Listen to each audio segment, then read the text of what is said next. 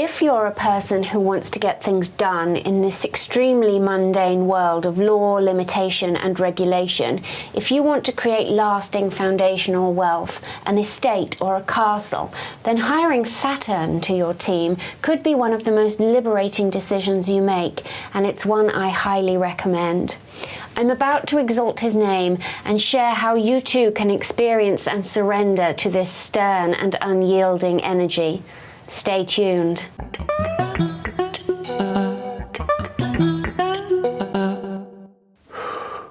My name is Anna Bellissima. I am an extremely powerful magician, as of course are you, and this channel exists to equip you with all the tools and concepts you need to achieve your every desire. But first, if you are Spitfire smart and a fast learner, set the playback speed to 1.5. You will focus much better that way. Today we are talking about Saturn, the planetary deity also known in the Greek pantheon as Kronos. I'm going to tell you exactly how to initiate a relationship with him and what you might expect. But before we get into the nuts and bolts of our Saturn devotions, let's ask, why would we do this? After all, many magicians caution against an overabundance of Saturnian energy, living as we do in an earthly realm which seems often hogtied by regulation. Laws, forces, restrictions are all around us. Sometimes we feel as though we could scarcely move, let alone fly. So why, again, would we invite more of this energy? Because, as I keep reminding you, the only way to change anything is by loving it. Hate limitation? Learn to love it. Hate your situation? Discover what there is to adore about it. After all, what do you come to truly understand through studying limitation?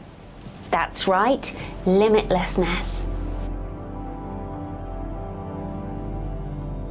Now, if you're feeling a slight or large apprehension about welcoming in more of that energy that causes so many of us so much difficulty and strife, then I do not for a moment blame you. What I can tell you is that Saturn is a rigorous and generous teacher, and that the poison path is the fast and maybe the only route to alchemy, and I include poisonous situations, establishments and people here too. Plants and fungi aren't the only ones who get to be baneful. Your rituals and intentions will send ripples into the field where reality is created, and the results will not arrive in the way you think you need them. Very often, they come just as you are giving up hope. In other words, when you are confronted with your helplessness, your limitation, and your illusion of control. Only Saturn can release any being, event, or situation from his constraint. You'll never beat him, so you may as well get down on your knees and beg for mercy. Remember, you do not need to believe in magic in order to practice it effectively. Magic is a technology. Perform the acts and observe with an earnest and open heart the results. And after that extensive preamble, we are ready to talk more about Saturn. For a short general primer on planetary deities, I invite you to look up my earlier episode on working with Mercury. I'll leave a link, but watch this one first. Here's what you need to know. Planetary magic is a creative act of relationship building made with intentional offerings, respect and gratitude, specific requests, and reciprocity. Just as Jesus has his cross and his psalms, all the deities have a well-established list of correspondences, things they enjoy to attract their attention: food, drink, herbs, crystals, colors, symbols, and so on. Mercury and Jupiter are the two planets most often recommended for business and career purposes, but every one of the planetary deities has extremely useful attributes to lend to your work.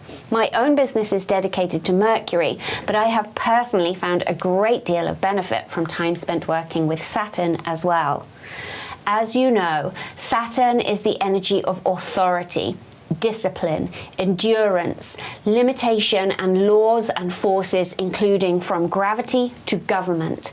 Saturn gives us numbers which quantify and limit everything they touch. Saturn is the gatekeeper to magic and the astral realms and the outer planets of the solar system. He teaches by challenging.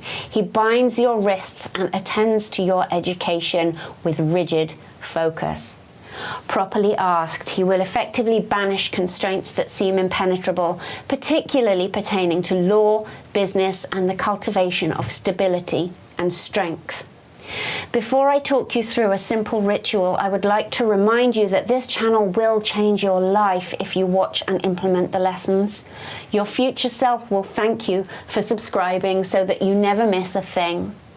I find Saturn to appreciate a rather understated approach. An offering on a simple wooden tray of a black candle, a small espresso, and perhaps his glyph drawn upon a card. Next, decide what you will ask for. My first working with Saturn was when I found myself faced with the challenge of obtaining a proper education for one of my children. Faced with a catastrophically underfunded and fundamentally broken special educational needs department, Saturn helped me to focus on the perfect outcome, even when I could not imagine what that might possibly be. My prayer was for an outcome that meets all of my son's needs and mine, and which liberates my time and energy.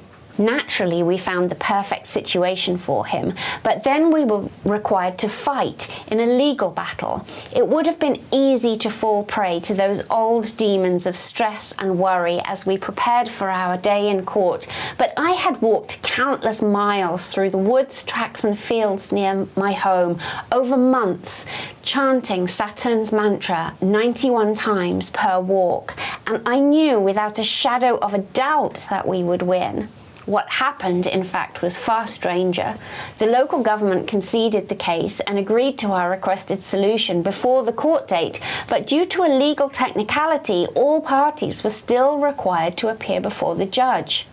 The judge demanded the local government rewrite large sections of my son's support document to make it even more watertight and better in our favor. In other words, we left with a better outcome than I could have imagined. I have personally seen Saturn work similar miracles on bullies, tricksters, and scam artists.